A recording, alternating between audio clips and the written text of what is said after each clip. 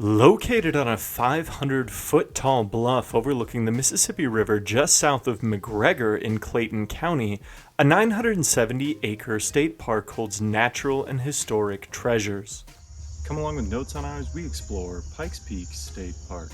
Harkening back to Iowa's deep past, Pikes Peak offers a glimpse into the geologic and human history of the Mississippi River Valley. Bluffs within the park showcase Ordovician period Dolomitic limestone, sandstone, and shale, as well as quality representations of the Oneota, Shakopee, St. Peter, Platteville, Decorah, and Dunleith formations. Native plants including red oak, white oak, and sugar maple provide a picture of plant life in Iowa's past and present. For at least 13,000 years, humans have enjoyed the heights above the Mississippi River, and woodland-era effigy mounds dating back as far as 800 BC grace the central and southern portions of the park in large numbers. The first Frenchmen to visit the area, Marquette and Joliet, noted to, quote, a large chain of very high mountains, end quote, as they passed headed south on the Mississippi during June of 1673. The seat of European power in the region across the river at Prairie du Chien illustrates shifting global dynamics as lands passed through the hands of indigenous peoples,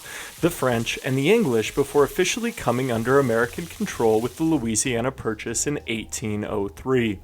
As Lewis and Clark headed west, Zebulon Pike, the park's namesake, headed north from St. Louis to find the headwaters of the Mississippi River, scout for military fort locations, and meet the area's indigenous peoples. In Pike's report upon return, he noted the location now named for him as an ideal place for a military fort. Although the American military did not take his advice, the area still stands out for the dominating view of the river valley which drew Pike's praise. The next almost occurred in the history of Pikes Peak when the federal government considered the site for national park status starting in 1916. Enthusiastic local descendants of nearby town founder Alexander McGregor donated lands to the cause in 1928, and the Northeast Iowa National Park Fund drew contributions from area civic clubs to help speed things along.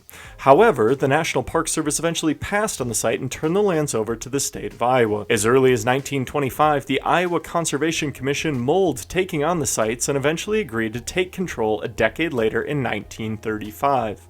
The Northeast Iowa National Park Fund did purchase some lands in 1933, which eventually found their way into the national park system north of Pikes Peak at the popular Effigy Mounds National Monument site. The state subdivided the lands to found two state parks in 1935, Point Anne State Park and Pikes Peak State Park. Private land separated Point Anne and Pikes Peak during the early era of state control. However, in the late 1960s, the state acquired the dividing lands and unified the parks to create the Pikes Peak State Park familiar to visitors today. Early development of the parks followed during the 1930s with the construction of roads to provide access to Point Anne and Pikes Peak. Civilian Conservation Corps workers provided the labor while stationed in the tourist park in McGregor below Point Anne.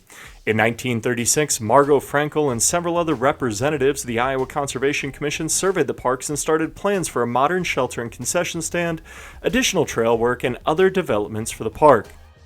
As the CCC departed and the park's development slowed, newspaper accounts from the 1940s and 1950s abound, with enthusiastic campers enjoying the woods, hopeful couples drinking from the waters of Bridal Falls for good luck, and other enjoyable outings to one of Iowa's most beloved state parks.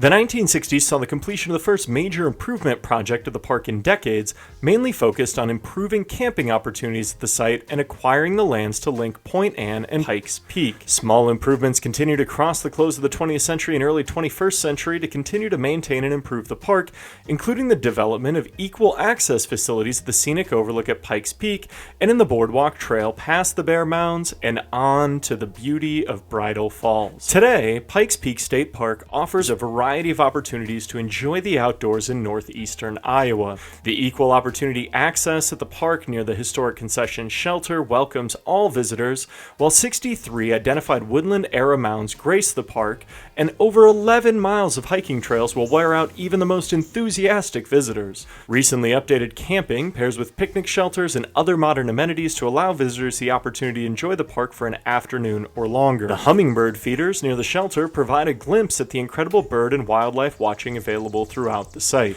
Next time you find yourself looking to get out and enjoy Iowa's public lands, consider a stop at Pikes Peak State Park.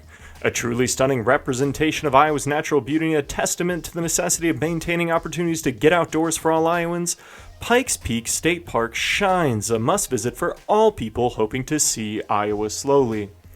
Thanks for coming along with Notes on Iowa as we explore Pikes Peak State Park. Make sure to subscribe to the Notes on Iowa website, subscribe on YouTube, follow on social media, and tune in each Sunday to explore the history of Iowa State parks, preserves, and other public lands. I hope I'll see you out there. There's a lot of good history about Iowa a lot of people don't even know about.